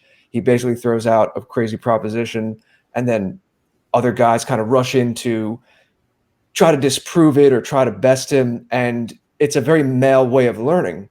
And it's something that males don't get in the ultra feminized classrooms of today. So there's a reason that there's a certain attraction to it. So I would say, only speaking for myself, that I don't want to paint with too broad a brushstroke, and to be careful of just dismissing something out of hand like that, especially because there's a lot there. To speak authoritatively about something, I would want myself, the standard I would hold myself to, is that I've gone and really imbibed in everything, like really participated in the Facebook group and really read all the literature on the proprietarianism site. I have not done that. So I'm not in a position where I could say I have some grand pronouncement on propertarianism. So that's just me wanting to be as nuanced and even-handed as I can about it. But I have taken in aspects from it. I have heard or read things that have come out of that sphere that did give me different perspective on our Western traditions and how we differ from other people's. And to say that a document will be the be-all and end-all, I'm in agreement with Jason. I'm not sure if that's what they say or not, but certainly that thinking is limited to think that a document will forever be frozen in time and be able to take care of everything. But a better legal system and learning from the different traditions and the ups and downs that we've had, and having that be one component, because we do need legal experts, and that's not my level area of expertise, but we do need legal experts to kind of sift through, again, what's worked for us and what hasn't, and what we would want in an order going forward. There is a certain degree of value there. So I do think we have to be nuanced and careful whenever we make such considerations. Yeah, Jared speaking a lot of wisdom right there, folks. And while he was speaking, we had a couple of more super chats come in. We had Pamela Cedar Creek super chatting $9.99. A great participant in this community, lovely lady. Hello, everyone. Red Eyes member here again. Better late than never, of course, indeed. And we're always happy to see you. Mrs. Horst back again. $49.99 from the kind lady. Thank you. And writing here, thank you. Just thank you, great sir, NWG. Well, that's blessed, Miss Horst. Thank you for the sweet words and that bounteous super chat matched with the other one from earlier this evening. And we have JK160 super chatting $15 over here on YouTube and writing, thank you very much for that kind super chat, writing, a constitution is a representation of the biospirit of the people it represents. If you change the people, it will change the meaning of the document. Therefore, the words on it are worthless. Precisely. You need someone to enforce, and that's the ultimate thing when it comes to a written document, is who is enforcing the document and who is interpreting the document.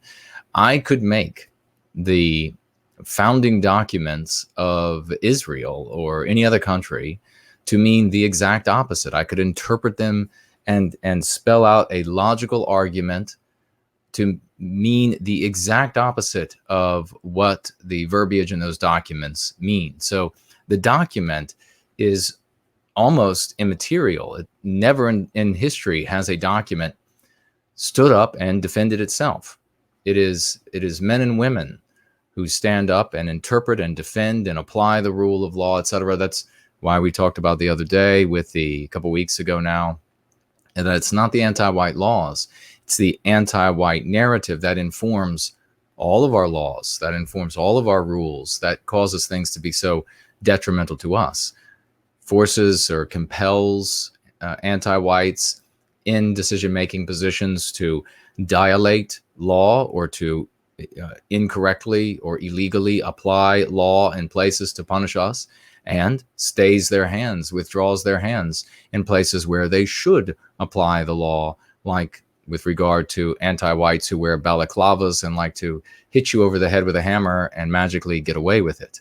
So the documents themselves are almost utterly immaterial when compared to those who are interpreting those documents. And certainly if you, as JK160 is pointing out, if you change the people out, then the document becomes utterly meaningless because it was something that was material for us and not material for the new population. Just as was the case when Western kind went into non-white countries and called colonialism and got rid of the witchcraft, got rid of, applied law and order, applied the medicine, changed a lot of things in those countries. Now, the people benefited biologically in the sense they were certainly benefited. The infant mortality plummeted, lifespans rose to the moon, and they were no longer being randomly raped, or and rapists were punished and all of this sort of thing. So they benefited in that sense. But that those systems did not represent their biospirit. And as you see, once we are removed, then those things slowly are eroded away. They are white erased away until those people will return to something that is much more natural for them. And God bless them for where they're going to end up. But this has been I hope, last thing I'll say on Prometheus Rising as we wrap up, ladies and gentlemen, is that I think that of all the work that is in Born Guilty and all that you can get out of it, I think that Prometheus Rising is going to have the longevity. That's the document that is going to be able to do the most for our people over the long haul, because we will get this to our folks. We will get this out to our masses, and it will inform the decisions of future leaders. They will look to the document and they will say, we are going to have to focus on our weaknesses. We are going to have to protect our weaknesses. We are going to have to amplify and indulge our strengths. And by way of those things, with a new morality that keeps our old ethical and moral standards in place, but places a new capstone to that moral structure, and that is, what is good for Western kind is good, what is bad for Western kind is bad. By having that capstone in place, what has happened to us, will never be able to happen again. That is the one thing that can change, that will sustain us. So Jared, any final thoughts? And folks in the chat, did we see anything on the familiar alternative or on Ko-fi? Let me check. We have all these different means now, always playing cat and mouse with how much we're loved out there by the regime, because we're in charge, obviously, and we have all this privilege. So we have to scurry around and create new accounts every week just to get a little bit of support from our community here. While I'm looking, we did have that person asking before about the kind of feedback that you'd gotten on the book from the general community, whether it be people out there in the chats or even peers that do similar things or content creators. From other content creators, feedback on specifically in general, feedback on the book. Yes. Oh, everybody that has gotten back to me has, it's been nothing but adulation. Very excited about the book. I haven't had anybody with anything negative to say. The only negativity was, I think, early on with some fans of another author who thought that they were benefiting him, and so. No, otherwise, this is, had received nothing but positive words and support about the book, and specifically not just like a general, it's a great book, or you wrote a good book or something like that. People are speaking to different segments and how this segment has applied to them and been really meaningful for them, or that segment. And I expect and anticipate and hope that we will continue to see that sort of thing as we get the book out to an increasing number of people. Remember, I mean, there are folks out there, ladies and gentlemen, who are taking advantage of the reduced price right now, and or going to NoWhiteGuiltCollectibles.com, where you can also get the book. And if you want to get a number of them, a bundle of them, I will work with you on reducing the price. If you want to give them out to family members or friends or something of that nature, try to get them going free. This would be the time. This is an opportunity. This is really the only job we need to be doing. You don't have to do it with Born Guilty or go free, but the only thing we need to be doing is bringing folks to the process of going free, because that is where the true energy and the real Western spirit is going to be released from our people. It's going to be unshackled, and it will finally come forward like like a rising, phoenix out of the flames to recapture what is our destiny. It's not going to happen any other way. And how long, I'll put that under the tweets that we're announcing this show tonight. How long is that on that the book is reduced in price? As of right now, I have it reduced in price through Sunday. All right. Well, we'll make sure that people know. And we have an exciting tap for you all tomorrow. It's been more than a year since he's been on tap, even though Jason spoke to him just earlier today. But the band's getting back together. Mark Collette will be our guest tomorrow. It's going to be 2 p.m. Eastern U.S. time, which is 7 at night in the United Kingdom.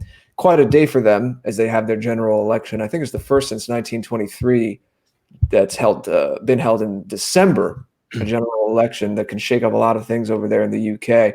So we'll speak to him a little bit about that. We'll speak to him about Patriotic Alternative, his organization that he's now really launched and telling people about. We're going to be doing all kinds of events, and both communal events and political organization. Laura T. also intimately involved in that. And also, he's good for this kind of thing, kind of just a 2019 in review. We might hit on some things like that with Mark tomorrow as well, and look forward to what's ahead. He's always has a lot of energy, a lot of great takes, a lot to say. So it'll be great to have him on. And I always encourage people to go check out the newsletter on our site on theafterparty.tv. In fact, I just wrote up a draft of our first, because it's been almost 2 months now since we announced that URL to you, and we've been live and tweaking it and growing some things on that site. But we're going to send out just a very brief first mailer just to kind of say hello and see how things are going, and send the links to where you can find us in case we have certain social media accounts taken away. But please do encourage people to go sign up for the newsletter. If you're on it, tell people about it. Tell them, of course, they'll have to opt in. Sometimes that initial opt-in email goes to spam or junk, so just be cognizant of that, please. And also, increasingly, that the Watch Live Now page on the afterparty.tv is where you're going to want to be directing people. I know a lot of you are still watching on YouTube, but we do have to get used to the fact that Entropy is embedded, and you have kind of an enhanced YouTube experience right there. A lot of you can sign in and watch it on Entropy right on our site. We're working out some kinks, so if you encounter any kinks, please let us know. We know we're still working on mobile with Entropy. It's a work in progress, but it's very exciting that embedded right on our site, you could watch our streams. And we have the technology so that we could do it with other platforms as well, hopefully DLive soon, so that it's not only going to be YouTube where that's hooked up with Entropy and you'd be watching it on the site. So a lot more coming down the pike, but I think all of you know the afterparty.tv is our big thing, one of these big projects that came out in the latter part of this year, a lot going on and a lot to set up a successful 2020 and beyond. So please do share that. A lot of the old episodes are cataloged, but we're still working on getting everything up there for you so that it will exist in perpetuity, and you can go back at your leisure. You can search and say, have they ever spoken to Mamirs Bruner? Have they ever spoken to this one or that one? We still have people, we have new people coming in. Sometimes we have to remind ourselves, we do this show, our shows now, as we're increasing our output, several a week now, and we know this like the back of our hand. We live this, but there are new people coming in all the time, and we welcome you. But even maybe some people who have been with us, they might not realize that back a year and a half ago, we spoke to X, Y, and Z. Sometimes I kind of smile to myself when someone says, you should talk to Jared Taylor. You should talk to this one was funny. You should talk to Greg Johnson. And I'm like, between the after party or the less formal after hours, like you're watching now, which is a little more of a specialty catch-all show, Greg Johnson's been on like 6 times. But that's on us. You know what? I'll take responsibility. So I'll do things like this more. We'll tell you guys more.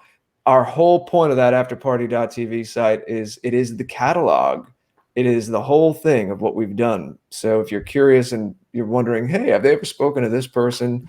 Or has this topic ever come up? Most of the shows are pretty well tagged. We have that white meticulousness and organization. So we try to make our site very discoverable There's a lot of rich content. Again, still adding content, all that back catalog, but everything is very well tagged. It's easy to search, and there's so much to go through and discover as we grow what we're doing here. And very important to this and to how we wanted to do this is a community page as well. So your creative work, your mashups, sometimes you guys might take a speech that Jason gives and put music to it or cut it up. Sometimes we have a lot of musicians in our community. Obviously, there's a lot of overlap with White Art Collective, and we spoke to Jeff on Saturday night. If you missed that, it was a great episode where he kind of laid out a lot of what's going on in the arts and cultural sphere in our movement and how that is just growing and growing and growing.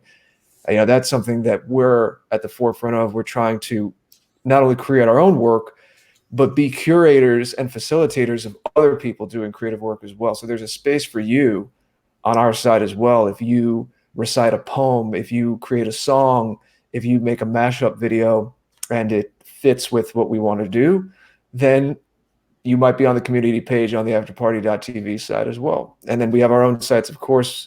Everything I do goes through thegreatorder.com. All my contact and Jason is nowhiteguilt.org. So those are the places you can always go. We have a lot more control over our native sites than we do over these social media platforms. So please do bear that in mind. But we're going to have some fun year-end shows and be on some other people's streams. I recorded with Tim Murdoch of White Rabbit Radio last night, and he's going to be publishing on his platforms our interview later this week. We had a fantastic conversation. First time I got to speak to him, and he was a great host. We had a lot of fun. And we'll be on some other things coming up. So keep your eyes and ears peeled. But Jason, it was great to hear from you. I know we've had this conversation before, but it's always a little different every time. And I have new questions that come to me or things that I want to learn about this process of how you wrote the book. So it was quite enjoyable. I hope it was eye-opening and edifying for those out there in the community as well. But those are my final words. We'll all see you tomorrow with Mark Collette on the after party, 2:00 Eastern, 7:00 UK. But Jason, why don't you tell us what's on your mind and take us out for the evening? I'll do that. It's a big honor to be able to work and serve White Wellbeing with you, brother. Thank you for conducting this discussion tonight. It was a lot of fun, and thank everybody for being here with us and talking about this subject and exploring it. We did have another $2 donation by way of YouTube by Dale Jones. Thank you very much for that kind investment of $2. And I will finish, I guess. Looking forward to seeing all of you. I hope tomorrow you'll be with us. Jared, did you say the time tomorrow? 2 p.m. Eastern Standard. In the UK. Yes, so we'll be on with the great Mark Collette, as he says, and it's going to be a fantastic show. Don't miss that at all. Mark is always a star. So looking forward to all of that. And I guess I will just end with this. We have a couple things written here. Jay Esom says, congratulations on 1 year of Born Guilty in our midst. Well, thank you so much for that. Thank you, all of you who congratulated me, and congratulate all of us, because we're the community that's going to make this happen. It's not one person, it's all of us. And then J.C. Stalling, I'll finish with this statement here. No white guilt. Jason, in Prometheus Rising, you were truly channeling the biospirit. There are many more dimensions than we know on this small world. There are indeed, brother, and in those many dimensions, you and I and Jared and Jay Esom, Eminent Rain, Piers Taylor, all of us, we have enormous roles to play. We have been tapped. We have been chosen. We are the elect of Western kind, and we will recapture our destiny.